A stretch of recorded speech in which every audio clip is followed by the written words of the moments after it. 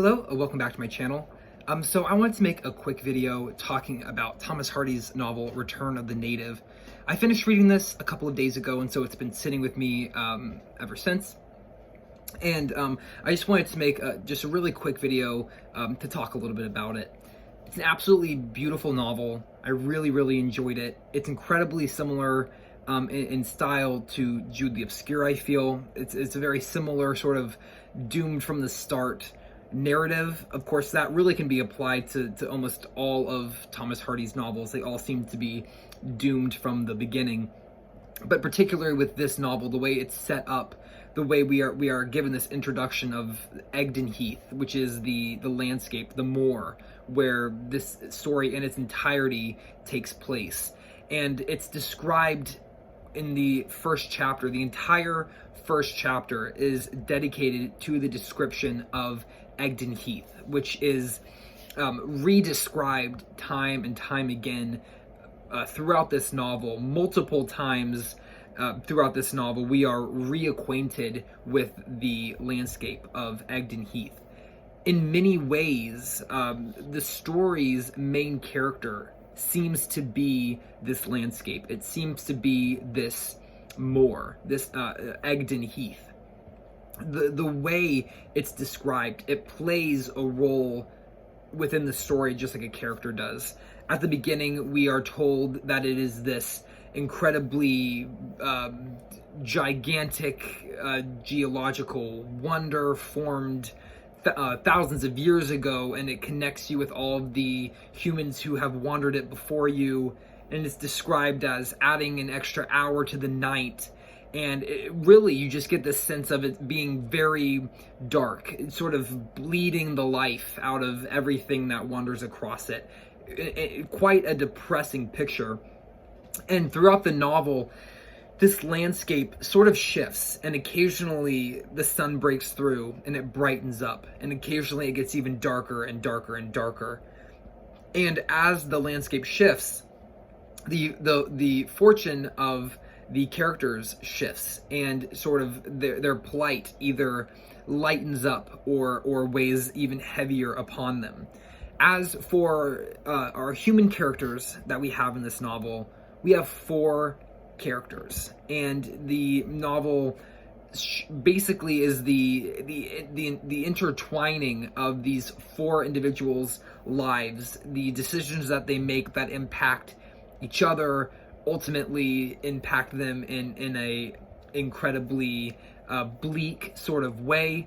Really, none of the characters come out incredibly well in this story. It does end maybe with a slight tinge of hope versus some of Hardy's other novels, but really there's still not much there. So I would not classify it as a happy tone towards the end of the novel. But as with the other Hardy novels that I have read so far, the prose are absolutely beautiful. The descriptions are incredibly stunning, incredibly vivid. The dialogue is incredibly well crafted.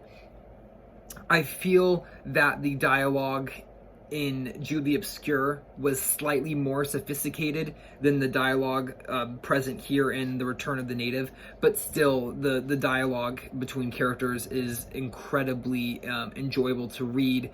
It's incredibly insightful. There is a unique styling for each character's voice. You really do get acquainted with each character's individual way of speaking, which makes it an incredible joy to read, because it feels that you are really able to differentiate these characters from each other, and the characters themselves are absolutely lifelike, incredibly vivid, incredibly three-dimensional, very detailed, very realistic, and very convincing in themselves. They read like real people, which makes it an absolute pleasure to read.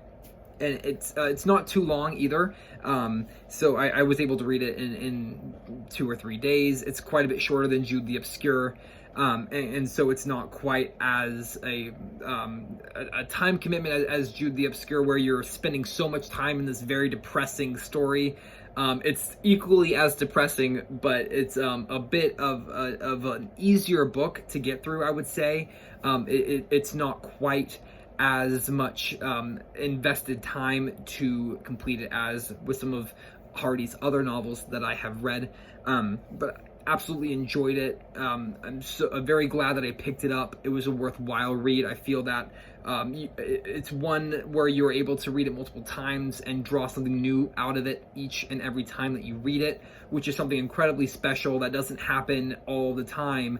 And so when that does happen, it's an incredibly special moment, and it really does set certain books apart from others when you're able to go back to them and always have something new to pull out of them, and always feel that you are connecting in some new way with the characters and with the story and with the plot. And it's absolutely fantastic. So that was just a couple of my thoughts on Thomas Hardy's The Return of the Native. If you have any comments that you would like to leave, please feel free to leave them below. Thank you so much for watching, and I will see you next time. Bye for now.